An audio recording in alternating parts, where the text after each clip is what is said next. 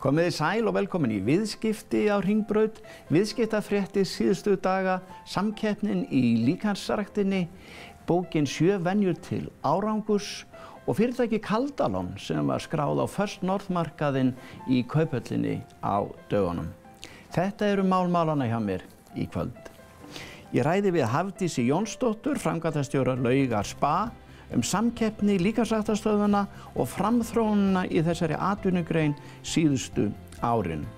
Þá kemur Jónas Þór Þorvaldsson, framkvæmdastjóri fasteignaþróunarfélagsins Kaldalóns til mín og ræður þróun byggingarsvæða og stöðuna á íbúðamarkaðnum. Guðrún Högnadóttir, framkvæmdastjóri Franklin Covey, kemur og ræðir við mig eina vinsælustu stjórnunarbók allra tíma, 7 venjur til árangurs.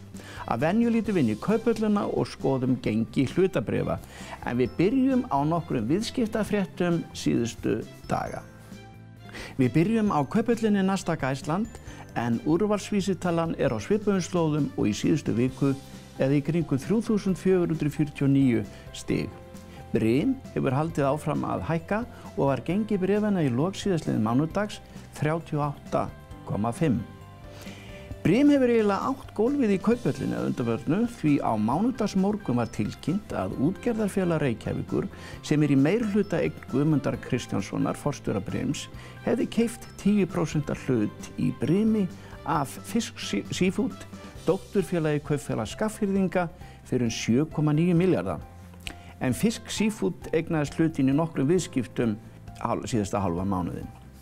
Páll Harðarson, forstjóri Nasdaq á Íslandi, hefur verið skipaður fjármálastjóri evrópskra markaða hjá Nasdaq, European Markets, mun hann sitja í framkvæmdastjórn European Markets undir stjórn Björns Síbern. Undir European Markets heyra allir markaðir Nasdaq í Evrópu og á Norðurlöndunum. Mánudagurinn var stór dagur í sögu norsk-íslenska vafrans Vivaldi þegar hann sendi frá sér símaútgáfu af vafranum fyrir Android.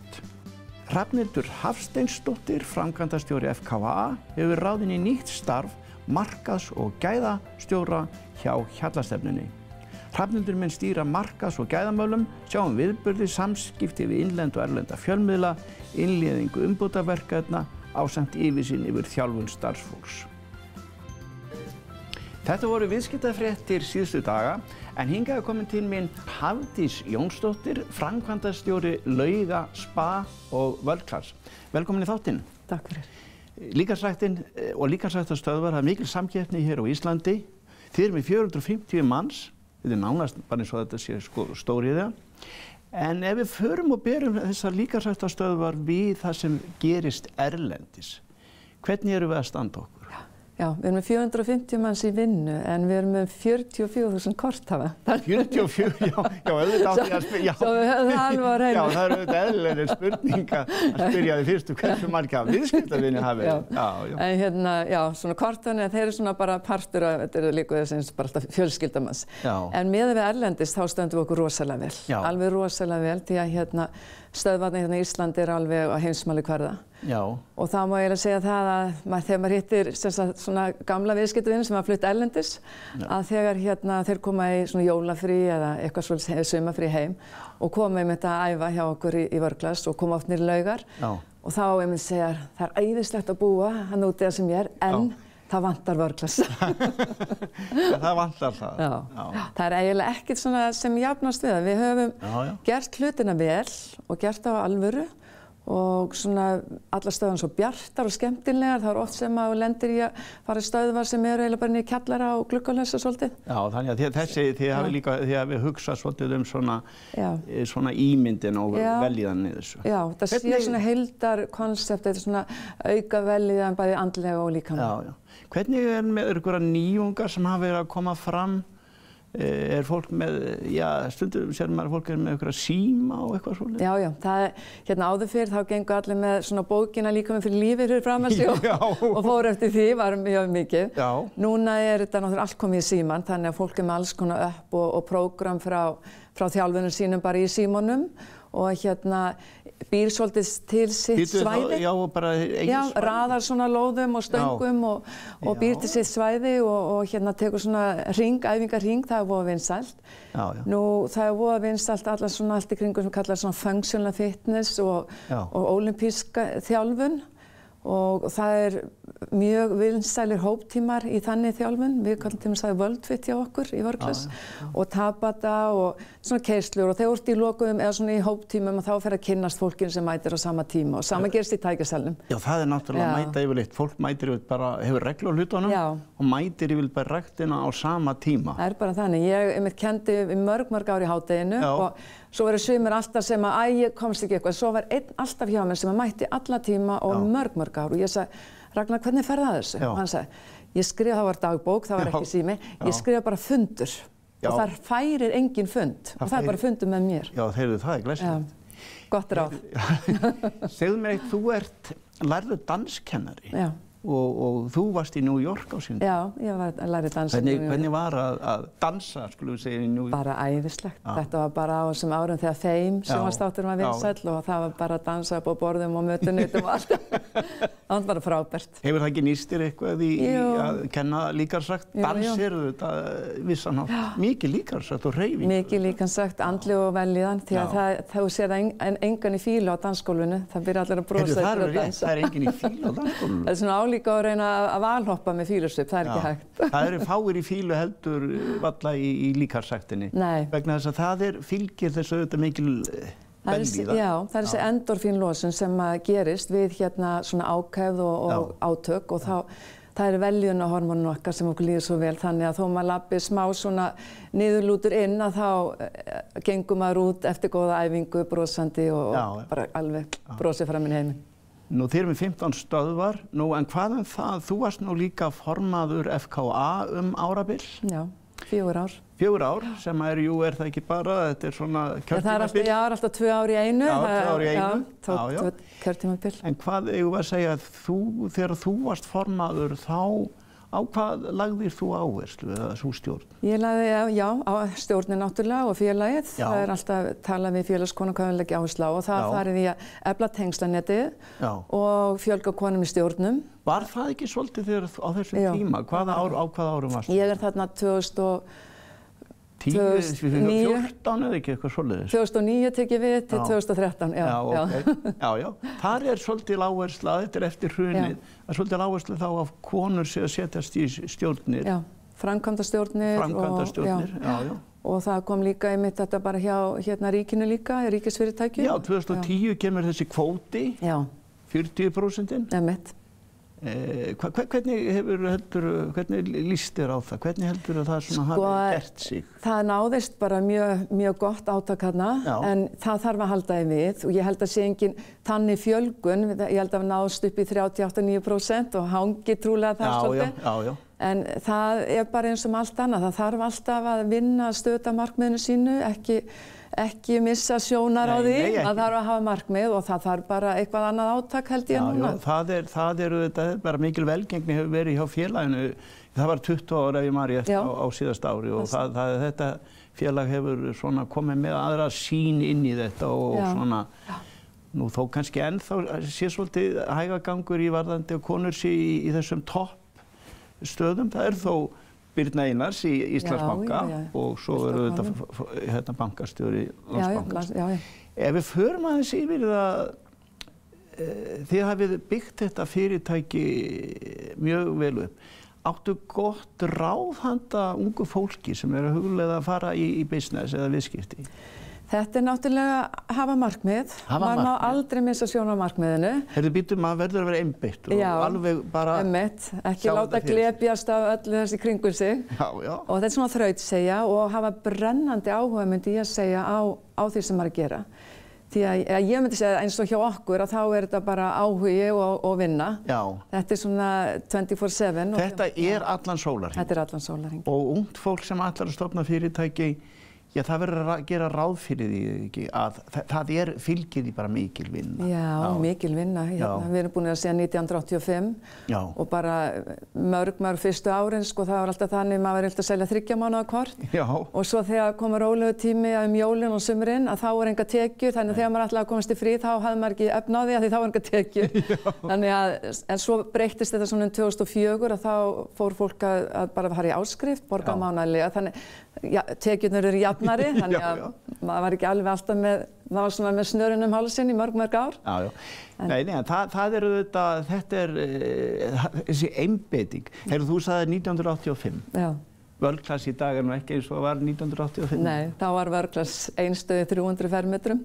1 stöð í 300 fermetrum. Nú er það 15 stöðvar. 15 stöðvar og allt annað, bara allt önnur hugmynd. Allt önnur hugmynd. Við tölum alltaf sem heilsurækt, líkamleg og andleg. Því að það ekki allir sem koma bara inn til að æfa í húsinn, sem koma bara til að hitta fólk og meiri hlutin af tímanum fer í að tala við aðra og það bara frábært líka. Slökun, tengslannet. Það bara slökun, það tengslannet, það losun. Það verður allt góð áhrif. Já. Heyrðu, þetta komið hjá okkur, frábært að fá því þáttinn. Kærar þakkir fyrir komuna. Innilega, takk. Næst það auglýsingar en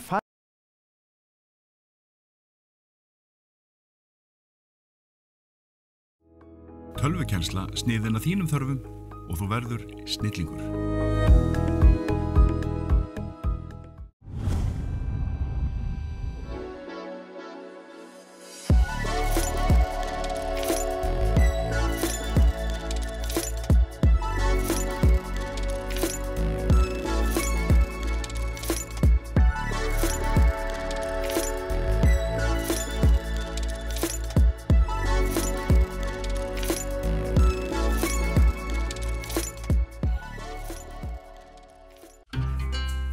Viðskiptavinir Sjóvá sem eru tjónlausir geta fengið endurgreiðslu einu sinni á ári.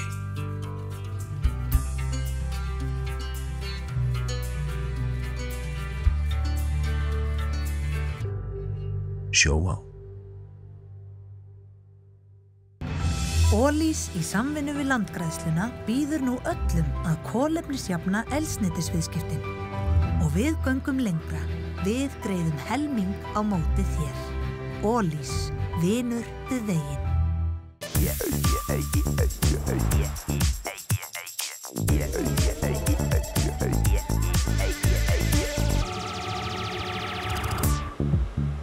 Framtíðin upplýsingatækni.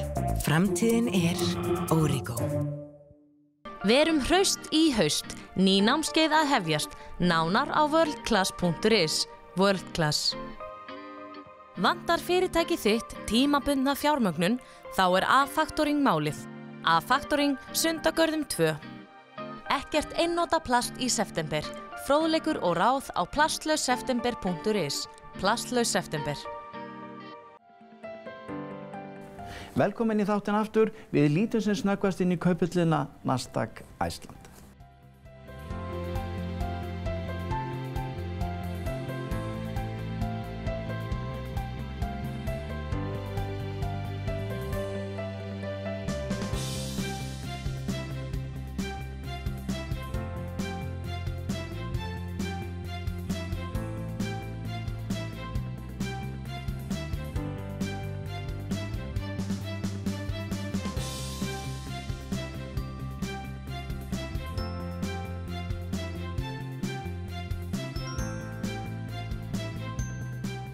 Næsti gestur minn Jónas Þór Þorvaldsson, framkvæmdastjóri fasteignaþróunarfélagsins Kaldalón. Velkomin í þáttinn. Takk fyrir það. Þið voru skráð í kauphöllina Nasdaq Iceland eða Kaldalón í síðustu viku. Svona tilgangurinn með því að koma að inn? Já, það var svona hugmyndin að við værum með félag sem geti verið spennandi kostur fyrir fjárfesta. Og sérstaklega svona þegar fram í sækir og byrja þá þessa vegferð að koma félaginu á First North markaðinn og þar sem eru auðvitað aðeins einfaldari skilyrði og svo sjá til seinna með framhaldið af því. Fjármagnið, það náttúrulega þetta nokkuð sterkt félag. Þið eru með eigið fé upp á hvað, 3,7 milljarða? Já, þetta stendur sterkum fótum og Og svo getur þetta náttúrulega verið leið áfram varðandi að fá fleiri hluthafa þarna inn á næstu. Já, við sjáum þetta líka þannig að það sé eftirspurn eftir því hjá fjárfestum af ýmsum stærðum og gerðum að taka þátt í fasteignaþróun og íbúðauppbyggingu eins og gerist og gengur annar staðar.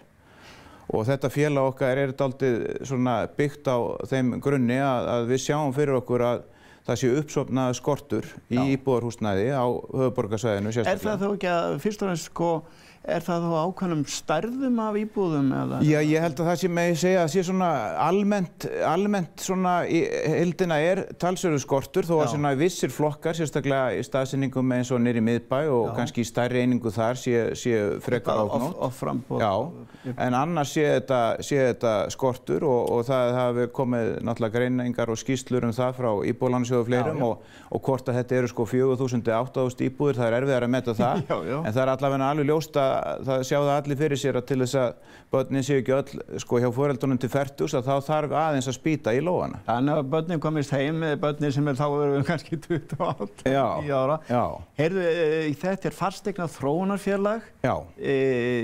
Þegar ég var að fá því í þáttinn þá sagði Jón, þetta bara allt frá Móa upp að bara nýju húsnæði. Já, það passar. Þannig að þið komið inn í deiluskipulagi. Já, við getum svona skipt þessu svona í kannski 3-4 stig. Þar sem að deiluskipulagsstigið fyrsta stigið, þar sem að við getum verið að fjárfesta og erum að gera það í mörgum verkefnum í landi sem óskipulagt. Og þá fer fram vinna með viðkomandi sveitarfélagi í að klára deiluskipulagsgerð sem mikilvægt og vandmeðfarið stig og tímafrekt.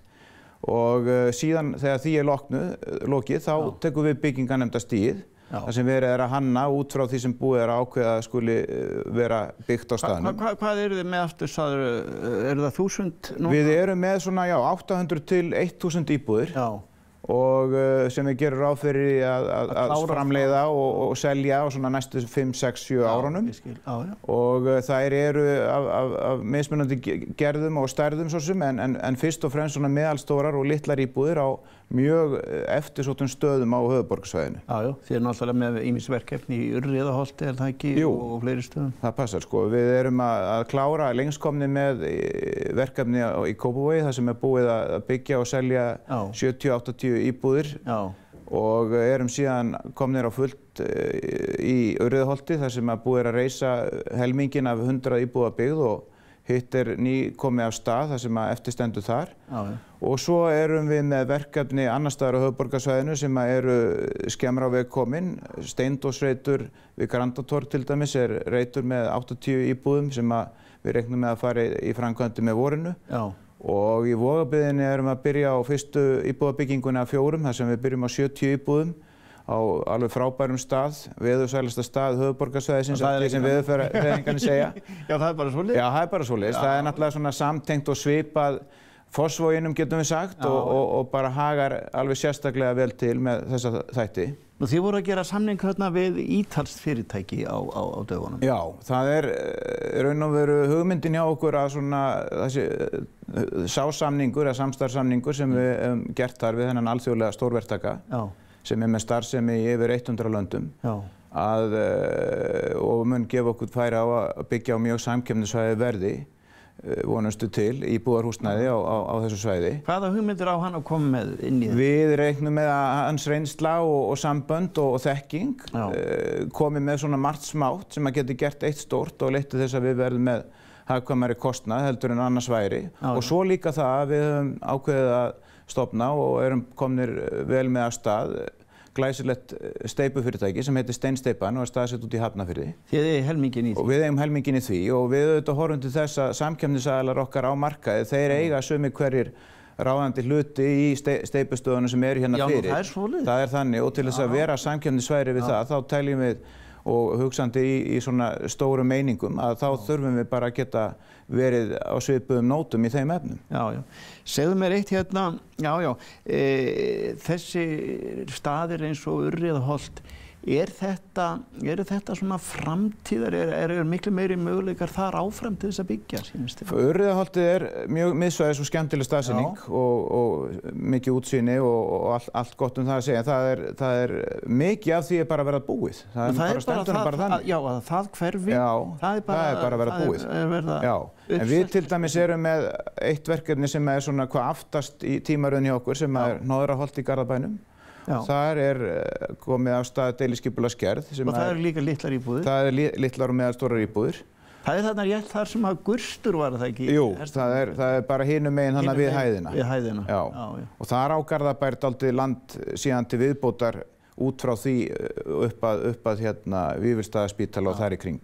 Herru, þetta bara alveg þrælspennandi og það svona þetta fasteigna þróunarfélag að þið komið fyrr inn heldur en kannski aðrir verktakar, og búið að vera með deiluskipulag, en þið takið þátt í því svolítið eða að hanna. Já, við gerum það og teljum að það sé alveg gríðarlega mikilvægt í því að geta búið til sem hagkvæmasta vöru og sem besta vöru sem er eftirsótt og því sem markaðurinn að leita að.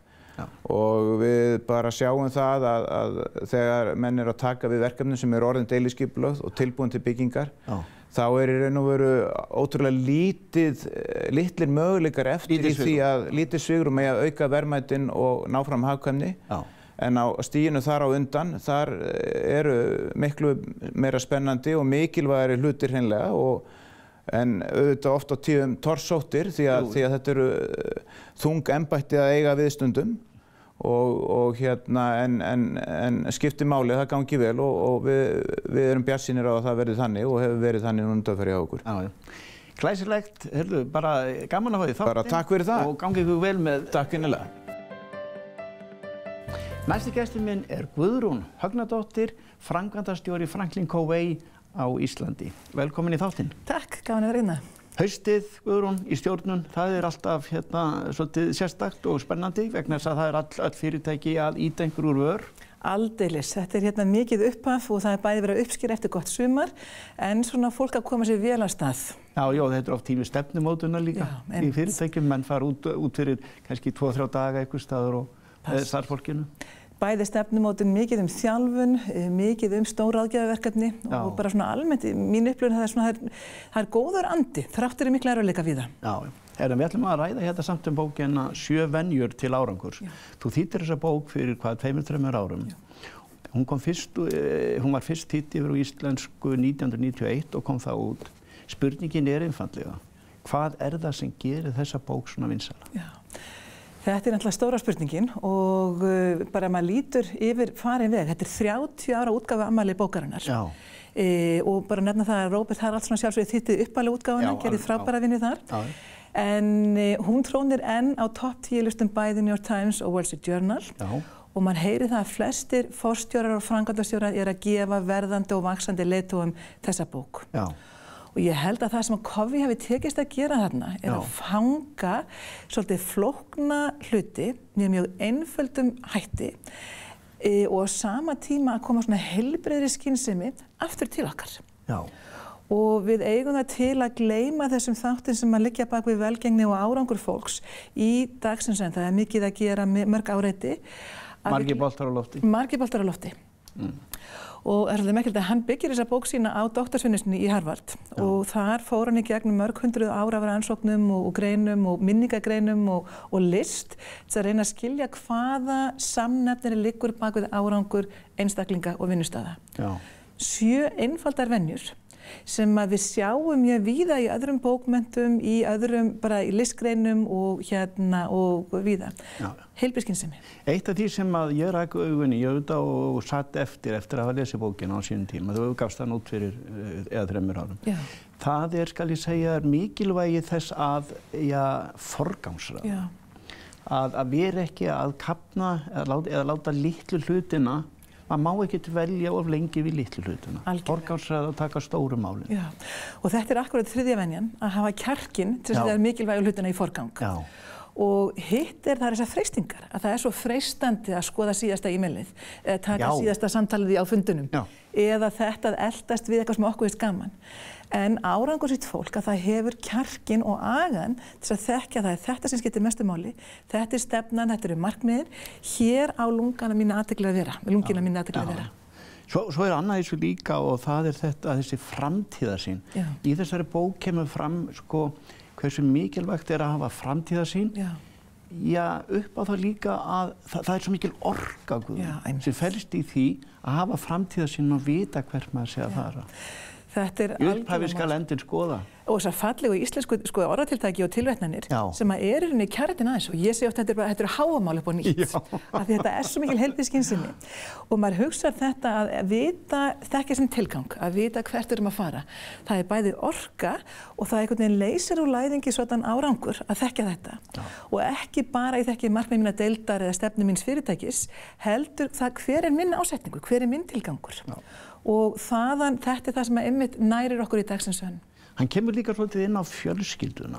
Hversu mikilvægt í rauninni sko, hvað fjölskyldan mikilvæg. Ef það ekki samhljómur innan fjölskyldunar að gera eitthvað, til dæmis hjá maka, vínum eða fjölskyldu, þá hefur það verulega áhrif á árangur. Og það kannski það einmitt þessi punktur sem gerir bókina svona eftirsóknarverða, að þó þetta sé businessbók, að þá nær hún líka að spegla þennan veruleika okkar að við erum ekki eyland. Við erum hluti af fjölskyldum, við erum hluti af samfélagi, við erum hluti af hópum og við verðum að rækta þessi sambönd og setja þau í forgang. Og þetta einmitt hluti af veljið 3 að við setjum fjölskylduna og okkur sjálf í forgang, það náir stöðugt árangri. Hann talar líka þetta skapandi samstarf. Það náttúrulega ekkert sem gerir Guðrún. Man næri ekki árangri vantilega að reka fyrirtæki eða fjölskyldu nema að það sé samhugur en það sé skapandi, það sé frjótt sko og þannig næst árangur. Algjörlega. Og þetta 7. venjan þarna, hvernig við vinnum saman með ólíka skoðanir, ólík viðhorf og kannski ólíka væntingar. Og þetta þarf ekki að vera flókið og fegurinn í þessari bók svo að hann setur fram þarna bara sameiginlega visku en kemur sem þessar einföldu aðferðir. Þannig að þegar þú þarft að leysa árgreining, hugsaði svona. Eða þú þarft að leita skoðanir annar eða skapa eitthvað nýtt, gerð þetta svona. Og ég held að þetta sé líka það sem hefur gert bókina svona eftirsóknarverða og höfða til okkar hvað sem við erum stödd í starfi eða það eru margir leikskólar sem að nota barnabókina í sínu starfi. Já, sem að þú hefur líka gefið út. Það er 7. venjan skertu sögina. Maður bara veldi fyrir sér hvaða sög nú það, sko. Einmitt. Hann var svolítið á undan sinni í sandi, hann Kofi, og hann benti á það að þeir einstaklingar sem ná stöðugt árangri, þeir hafa kjarkinn líka til að hlúa sjálfum sér, setja sjálfs í forgang. Og það þessi sög, þetta verkfæri sem við göngum með inn í dagsins önn. Og ef hún ekki beitt, þá erum við að allt mikla vinnu. Þannig að rækta okkar líkama, okkar huga, verða að læra, okkar hjarta með okkar tengingum og okkar sál með því að gera eitthvað eins og ég gerði þegar náður mig, ég var út að labba með hundinn og að tikkaði í öll þessi box, að vera alltaf að hlúa okkur sjálfum líka. Og þannig náum við meiri árangri. Við getum ekki unnið 24/7, 365 án þess að rækta okkur sjálf. Það bara málið. Herru, þetta komið. Gaman að fá þig að venju í þáttinn. Kæra þakki fyrir komin. Takk. Fleiri ekki þættir með þessu sinni. Við sjáumst eftir viku. Verið sæl.